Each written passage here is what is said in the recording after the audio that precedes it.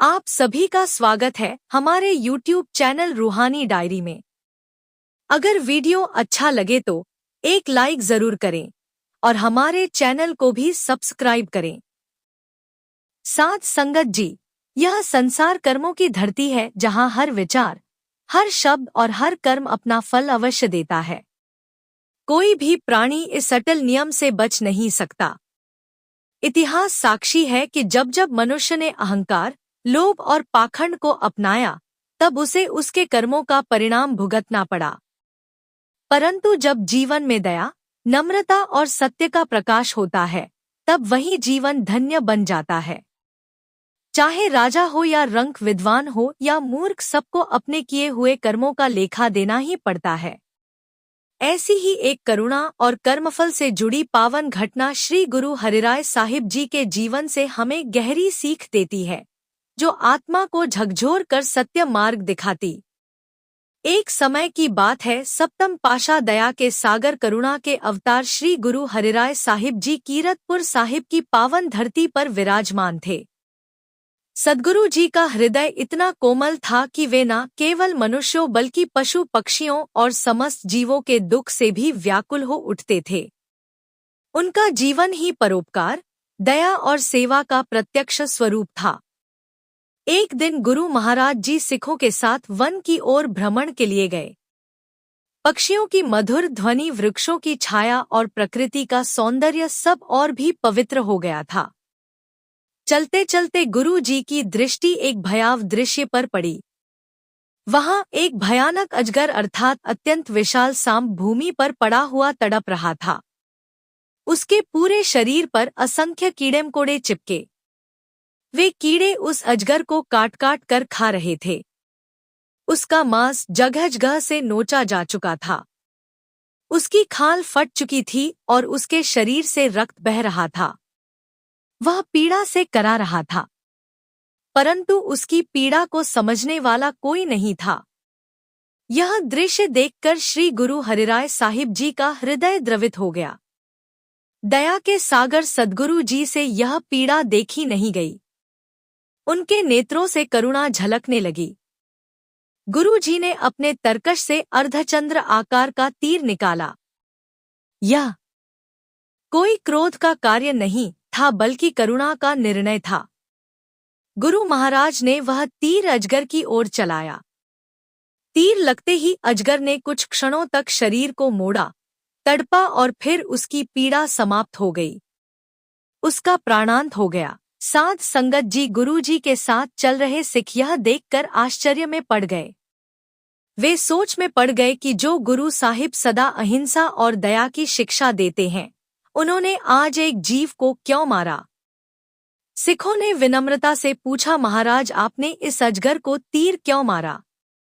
यह क्या लीला है? कृपा करके हमें इसका रहस्य समझाइए।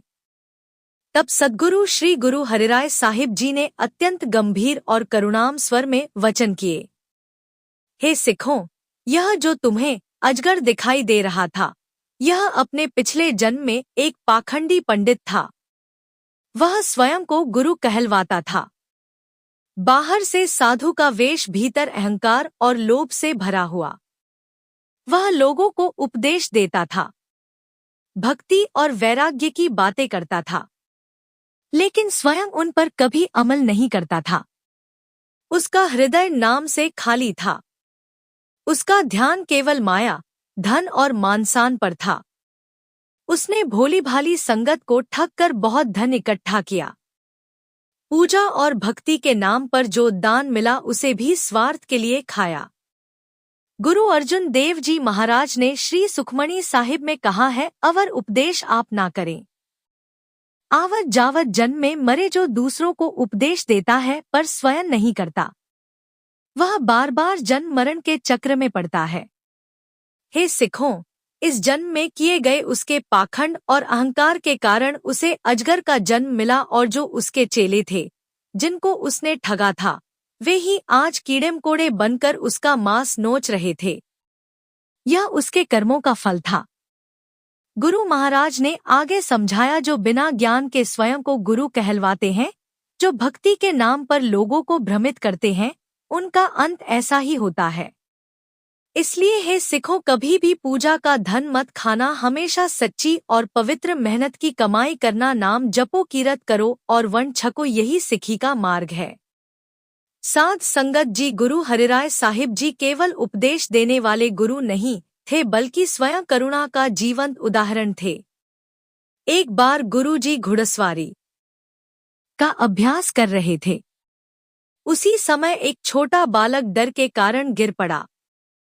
गुरु महाराज ने तुरंत घोड़े की लगाम खींची, नीचे उतरे बालक को उठाया, उसके आंसू पोंछे और स्नेह से कहा, डर मत बेटा, एक दिन तू वीर योद्धा बनेगा। तेरे घोड़े की टापों से शत्रुओं के दिल कांपेंगे। ऐसे ही गुरुजी ने सिखों में साहस, करुणा और निर्भयता का बीज बोया। इसी कारण सिख इतिहास में महान योद्धा शहीद हुए, जिन्होंने धर्म की रक्षा के लिए अपने प्राण न्यौछावर कर दिए, पर अन्याय के आगे कभी झुके नहीं। एक बार सिखों ने गुरु जी से पूछा, हम रोज गुरुवाणी का पाठ करते हैं, पर कई पंक्तियों के अर्थ समझ में नहीं आते। क्या ऐसा पाठ भी फलदायक है? गुरु जी उन्हें एक उजड़े गांव की ओर ले गए। रास्ते में गुरुजी ने जमीन से एक टूटी हुई मिट्टी की ठीकर उठाई और कहा, इसे ध्यान से देखो। वह ठीकर घी रखने वाले बर्तन की थी। धूप पड़ते ही उसमें से चिकनाहट झलकने लगी। गुरुजी ने समझाया, भले ही बर्तन टूट गया हो पर उसका प्रभाव अभी भी है। वैसे ही जो श्रद्धा और प्रेम से गुरुणी का पाठ करता है, भले ही उसे अर्थ न आए, वाणी उसके हृदय में बस जाती है और समय आने पर अपना प्रभाव दिखाती है। गुरु हरिराय साहिब जी ने सिखों को यह भी सिखाया कि गुरुबाणी का अत्यंत आदर करना चाहिए। एक बार रात को शब्द का कीर्तन हो रहा था। गुरुजी सम्मान में तुरंत उठे और उसी समय उन्हें चोट लग गई। सिखों ने पूछा, महाराज इतनी शीघ्रता क्यों? गुरुजी ने कहा, वाणी केवल शब्द नहीं है, वाणी गुरु है और गुरु वाणी है। बिना अदब के ना भक्ति होती है, ना ज्ञान ना मुक्ति। साध संगत जी, श्री गुरु हरिराय साहिब जी का जीवन हमें सिखाता है, दया के बिना धर्म अधूरा है, नम्रता के बिना भक्ति खोखली है और नाम के बिना जीवन व्यर्थ है। गुरु साहिब जी की ऐसी ही कृपा हम सब पर बनी रहे। हम सदा नाम से जुड़े रहे, सच्ची कीरत करें और वाणी का अदब बनाए रखें। इस प्रकार साध संगत जी, श्री गुरु हरिराय साहिब जी की यह साखी हमें कर्म और करुणा का गहरा रहस्य समझाती है। गुरु जी ने अजगर को मारकर नहीं, बल्कि उसकी असहनीय पीड़ा से मुक्ति देकर सच्ची दया का उदाहरण प्रस्तुत किया। यह घटना स्पष्ट करती है कि पाखंड, अहंकार और लोभ का फल अंततः दुख ही होता है, जबकि नाम, सेवा और सत्य जीवन को मुक्त करता है। शिक्षा यह है कि उपदेश वही सार्थक है जो स्वयं के आचरण में उतरे। दया के बिना धर्म अधूरा है और नाम के बिना जीवन व्यर्थ।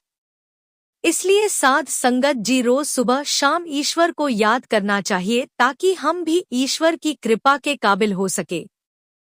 साध संगत जी, अगर आपको यह कहानी अच्छी लगी हो तो कृपया लाइक, कमेंट और शेयर जरूर करें। आपके प्यार और स्नेह के लिए बहुत बहुत धन्यवाद।